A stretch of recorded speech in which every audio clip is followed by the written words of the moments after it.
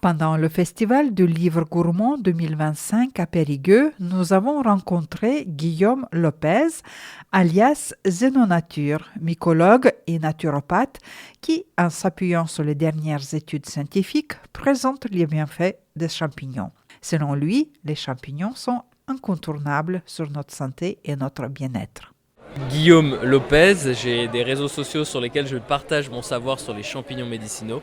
Ça s'appelle zeno.nature et je suis également du coup auteur de 2 livres sur le sujet des champignons. Pourquoi les champignons ? Parce que les champignons sont absolument fascinants, les champignons sont à la base de la vie sur Terre et ça c'est quelque chose qu'on oublie trop souvent. Les champignons sont indispensables pour régénérer nos sols, pour créer la couche d'humus et il y a un parallèle entre homo qui veut dire le terrestre, humus qui est donc la couche fertile du sol et humilité également, et je pense que notre civilisation aujourd'hui manque d'humilité. Elle essaye de se sevrer de son sol, elle essaie de se sevrer des champignons et pour moi c'est absolument indispensable qu'on retrouve ces capacités en fait que nous offrent les champignons, régénérer nos sols, retrouver ce lien également avec la terre.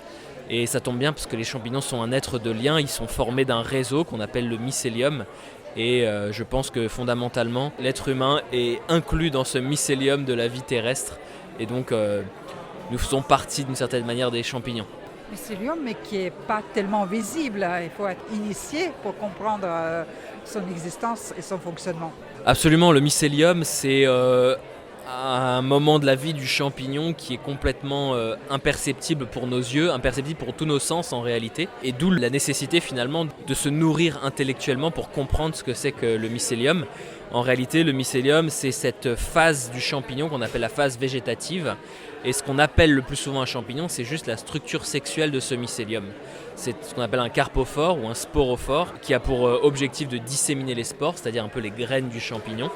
Et la plupart du temps, effectivement, le champignon, en fait, il est comme ça, sous terre, sous les feuilles mortes, dans le bois, sous cette forme de mycélium, qui est une arborescence invisible pour nos yeux. Il y a tellement de vertus de champignons, ils peuvent même devenir un poison, mais vous vous intéressez plutôt du côté médical des champignons.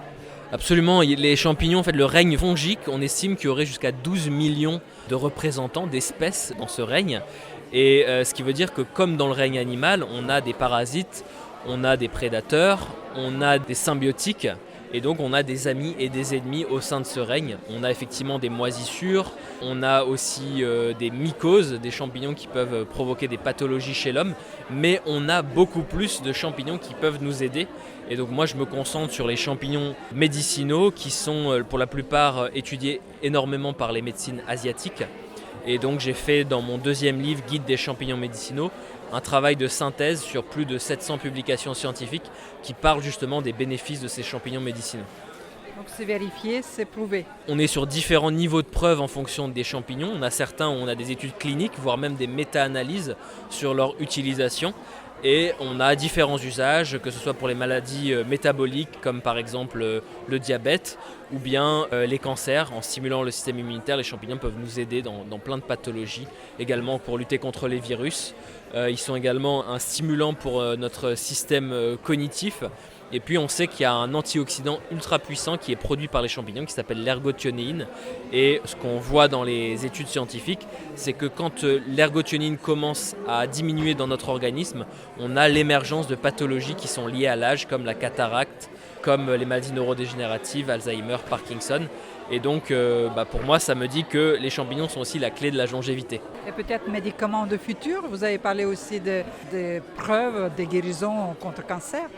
Absolument, il y a des champignons qui sont utilisés contre le cancer, notamment donc à Taïwan, on a un champignon qui s'appelle Anthrodia cinnamomea qui est très étudié pour ses propriétés anti-cancer. Mais avant ça même, les Japonais se sont intéressés à un autre champignon qui s'appelle le Coriolus versicolor ou Trametes versicolor.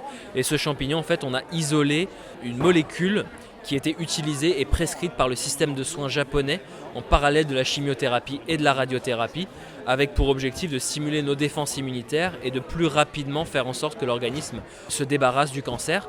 Et en fait, ça a été démontré par des études que ça augmentait les chances d'une issue favorable de la chimiothérapie, donc les chances qu'on s'en sorte.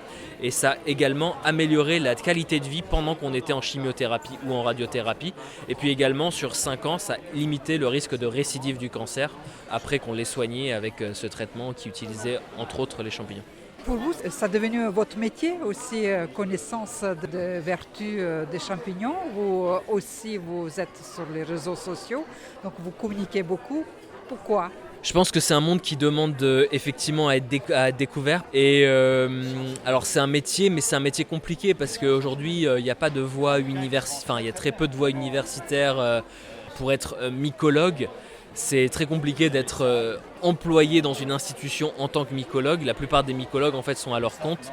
Ils font des balades de champignons, etc. Et moi, ma voie, ça a été plutôt de proposer des ouvrages, de proposer des produits qui utilisent ces champignons médicinaux. Et effectivement, aujourd'hui, c'est entre autres comme ça que je gagne ma vie. Merci pour votre témoignage.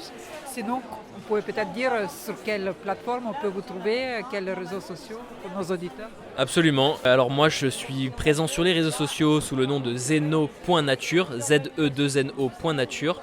Et j'ai tous les réseaux sociaux, voilà, TikTok, Instagram, Facebook et YouTube.